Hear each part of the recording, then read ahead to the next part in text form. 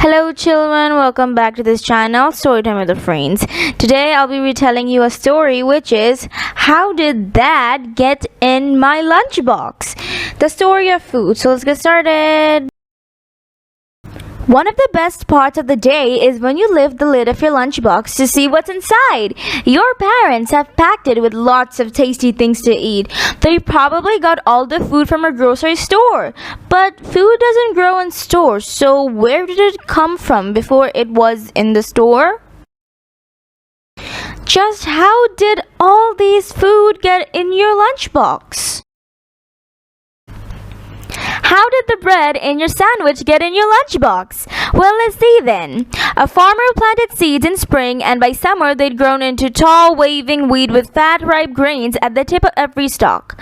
Then the farmer cut the wheat with a giant combine harvester and sent it to a flour mill. The miller ground the grains into flour, and trucks took the flour to a bakery.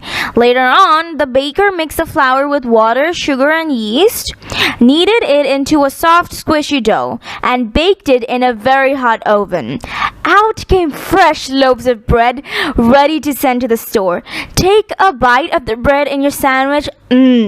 Crusty on the outside and soft in the middle. How did the cheese in your sandwich get in your lunchbox? Your cheese was once milk that came from a cow. A farmer milked the cows, and a tanker from the dairy came to collect the milk. First, in the dairy, cheesemakers warmed up the milk. Second, and then added bacteria to make it turn sour and thick. Third, then they added a substance that animals use to digest milk called rennet. Fourth, and it changed again into bits called curds, floating in whey. Fifth, they drained off the whey, chopped up the rubbery curds, added some salt, and pressed them into blocks. Sixth, they stored the blocks for months until the cheese was ripe. Now, if you bite into your cheese, it's creamy and smooth but tasty too. And it's also tingly on your tongue. How did your tomatoes get in your lunchbox? Last summer, your tomatoes were growing in a big plastic tunnel full of tomato plants. The sun and the warmth made the plants grow tall and bloom with yellow flowers. As each flower died, a tiny green tomato fruit began to grow from its middle. Day by day, the plants sucked up water and the tomatoes swelled from green to orange to red. When bunches of ripe, scarlet tomatoes dangled from the branches, the grower picked them and, first, sorted them, second, packed them, third, and sent them to the store. Now, if you pop one in your mouth, you can squeeze the sweet and sour juice out. How did your apple juice get in your lunchbox? Last spring, the apple trees in the orchard were full of flowers. In summer, tiny apple buds grew from each flower stalk. The buds kept growing, and by autumn, the trees were full of ripe, sweet fruit. Pickers climbed into the trees and filled their bins with fruit. A truck took the bins to the juice factory where sorters threw out any rotten apples. First, then a machine washed the rest, and second, and mashed them in a milling machine, seed, skin, and all. Third, a huge press squeezed the mash till all the juice ran out. Third, which was definitely the third. Fourth, a heater warmed up the juice to kill off any germs. Definitely wouldn't want any germs in your apple juice. And fifth, and poured it into cartons.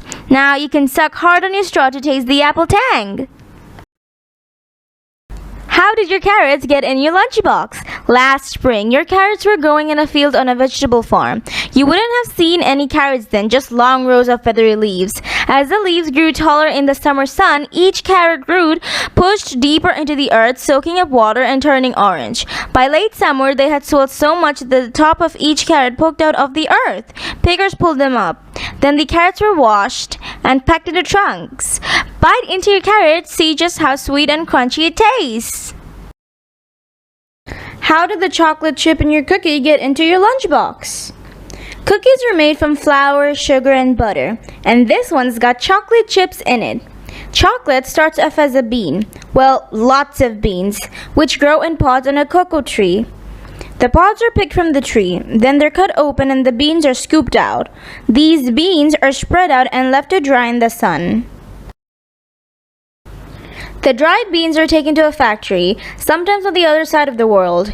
In the factory, they're cleaned. First, roasted. Second, and grounded into a thick, sticky paste. Third, sugar's mixed in so the paste gets sweeter, but it's still gritty, so it's squeezed, stirred, melted, and cooled to make it really smooth. It takes a lot of work to make chocolate. Fourth, finally, the chocolate is molded into blocks. These are made into little chips that will melt in your mouth all over again. How did your clementine get in your lunchbox? Early in summer, the trees in the clementine grove were full of sweet-smelling waxy flowers. As the flowers died, a tiny green clementine berry began to grow out of each one. The clementine swelled in the warm sun, turning from green to yellow. By the time cooler winter weather arrived, the clementines had turned orange and were so heavy and full of juice that they made their branches droop. Pickers climbed ladders to reach them. They had to wear gloves so they didn't bruise the tender fruit inside the skin.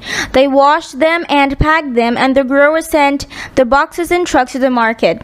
It's easy to peel a clementine. Then all you have to do is pop the juicy pieces in your mouth and bite. Most clementines are seedless.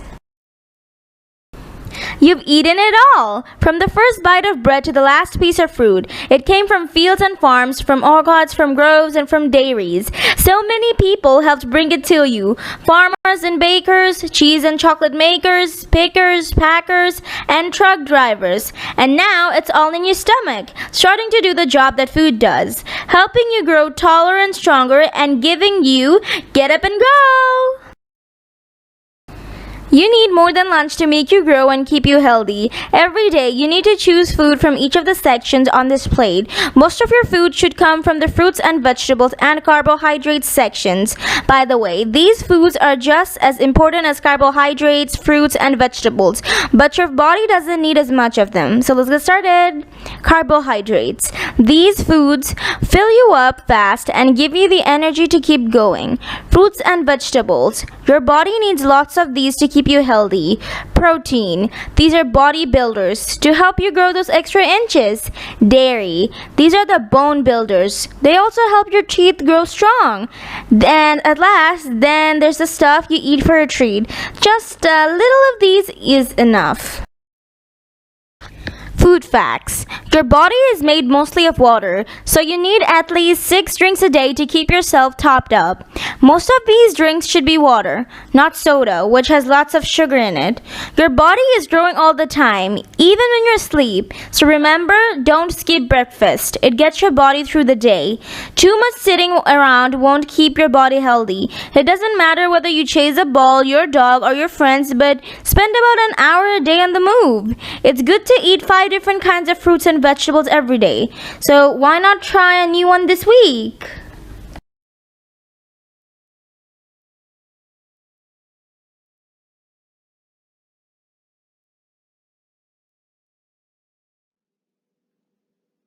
That's all for today. I hope you have enjoyed this story.